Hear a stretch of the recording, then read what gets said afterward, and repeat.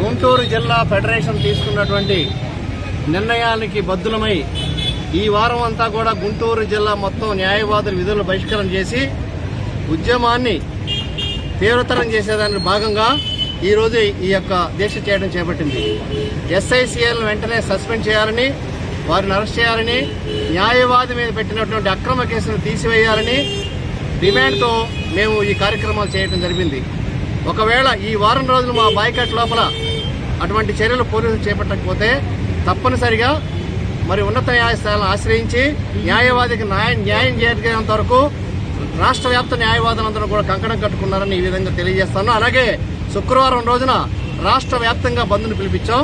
రాష్ట్ర వ్యాప్తంగా న్యాయవాదులందరూ విధులు హాజరయ్యే విధంగా అందరు న్యాయవాదులను కన్వీన్ చేశాం. కాబట్టి పేతాళ ప్రకాశరావుకు న్యాయం జరిగే వరకు న్యాయవాదులందరూ కలిసికట్టుగా పనిచేస్తామని తెలియజేస్తూ, అలాగే డాక్టర్పై కూడా కఠిన చర్యలు తీసుకోవాలని, అలాగే ఆ చర్యలు తీసుకున్నందుకు కూడా మరి ఉద్యమం ఆగదనేటువంటి విషయాన్ని ఈ సందర్భంగా మనవి చేస్తున్నాం.